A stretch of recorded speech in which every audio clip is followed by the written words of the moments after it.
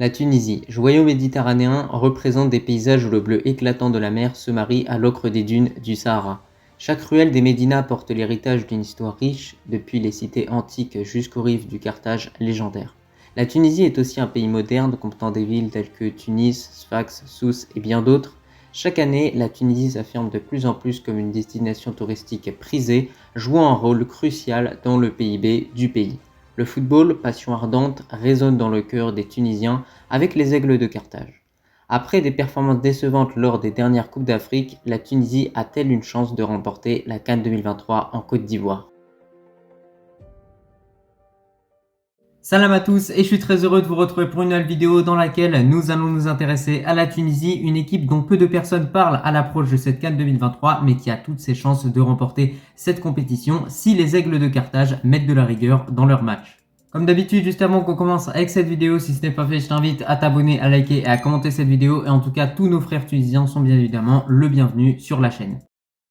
On commence cet épisode de l'Avant-CAN avec l'historique de la Tunisie au niveau des Coupes d'Afrique et déjà la première donnée à prendre en compte, c'est que durant leur histoire, les Tunisiens ont décroché une seule CAN, c'était en 2004 et ce qui rend cette victoire encore plus belle, c'est réellement qu'elle s'est faite tout simplement à domicile en Tunisie. Néanmoins, par rapport aux Aigles de Carthage vis-à-vis des Coupes d'Afrique, ce qui est plutôt remarquable, c'est le nombre de participations à une Coupe d'Afrique des Nations qu'ils comptent, étant donné qu'au total, ils se sont qualifiés 20 fois à la phase de poule. Au niveau des 3 dernières CAN, les parcours des Tunisiens ont été très décevants, à l'exception de la CAN 2019 où les Tunisiens ont fini à la 4e place de la compétition.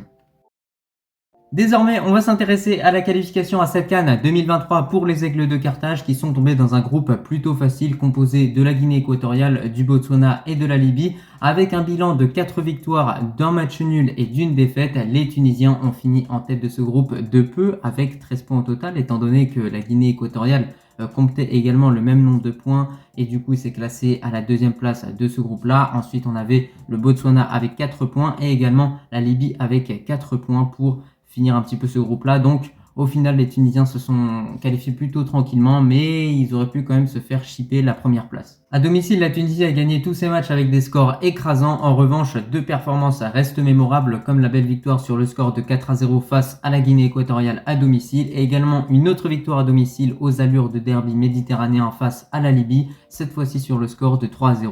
Plusieurs joueurs tunisiens ont brillé au cours de cette campagne de qualification comme Youssef Msakni avec 5 buts au total et également Jaziri. On passe à l'effectif et à la composition de cette équipe tunisienne et tout d'abord ce que je tiens vraiment à dire c'est que j'ai vraiment agréablement été surpris de voir à quel point cette équipe-là justement possède beaucoup de bons joueurs à de nombreux postes qui évoluent dans des bons championnats. En revanche, je trouve quand même que ça manque de doublure à certains postes.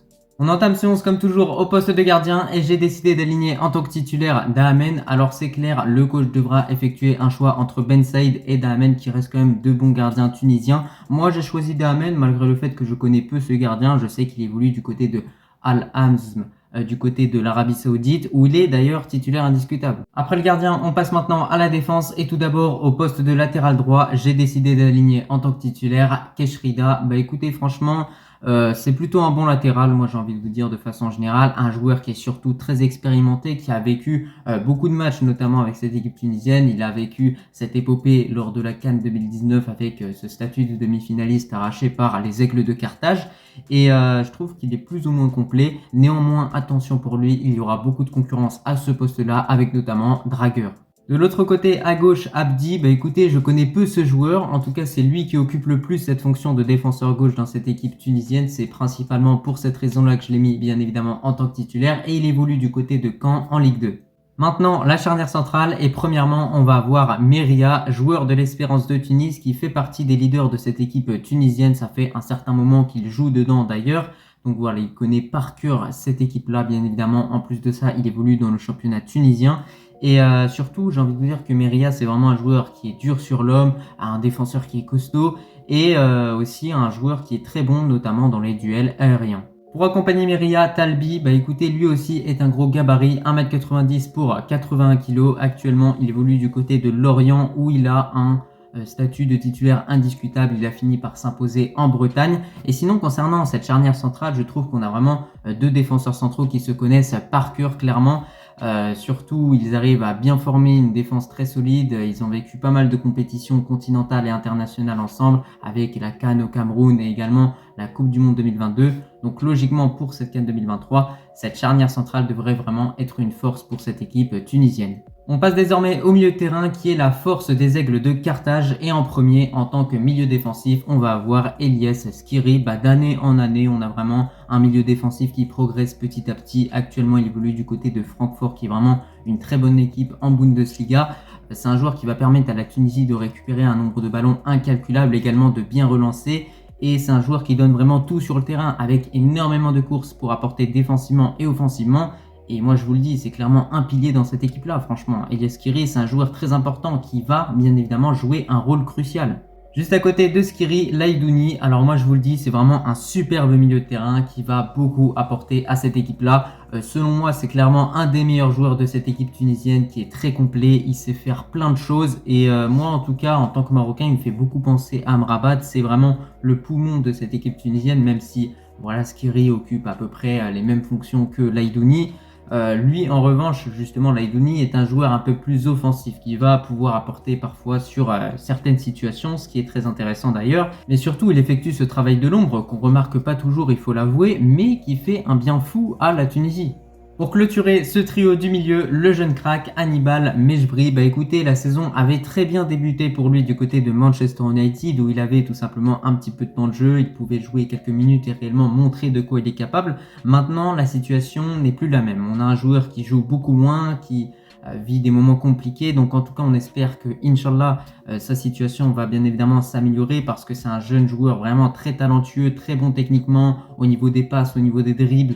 Et franchement, ce serait vraiment bête qu'il finisse comme certains talents avec Hachim Mastour par exemple. Je pense à ce joueur-là, mais il y en a plein d'autres. Donc voilà, on espère que ça va s'améliorer, ou au moins que Manchester United l'envoie en prêt pendant une saison, histoire qu'il puisse tout simplement avoir du temps de jeu et un certain rythme, ou tout simplement que le Manchester United le fasse jouer lors des matchs de coupe ou lors des matchs amicaux notamment, pourquoi pas. Sinon, concernant le rôle de Hannibal Mejbri avec la Tunisie, c'est un joueur que j'ai eu peu l'occasion justement de voir malheureusement, mais en tout cas je sais qu'il n'est pas toujours régulier dans ses performances, mais que lorsqu'il joue, il apporte toujours un petit peu cette petite touche justement au collectif. Pour finir ce 11, le trio d'attaque, à droite on va avoir Naïm Sliti, joueur très expérimenté qui a tout vécu avec les Aigles de Carthage, les réussites comme les déceptions clairement. Et c'est un joueur qui est plutôt agile et également assez vif, donc voilà, il a des qualités intéressantes à apporter à cette équipe là. Après bien évidemment les Tunisiens, n'hésitez pas à me dire en commentaire s'il y a des ailiers qui peuvent avoir plus d'impact offensivement plutôt que Naïm Sliti, mais moi je trouve que Naïm Sliti ça reste quand même un joueur assez bon. À gauche, de l'autre côté, Youssef Msakni, il est le grand leader et le meilleur joueur de cette équipe tunisienne. Moi, je vous le dis clairement, il faut être honnête et franchement, ça fait plusieurs années qu'il maintient un niveau exceptionnel et donc ça mérite clairement d'être mentionné. D'ailleurs, j'ai jamais compris pourquoi ce joueur-là n'a pas attiré les plus grandes écuries en Europe, parce que le niveau qu'il propose justement avec les Aigles de Carthage est très intéressant. En tout cas, après ça, c'est mon avis.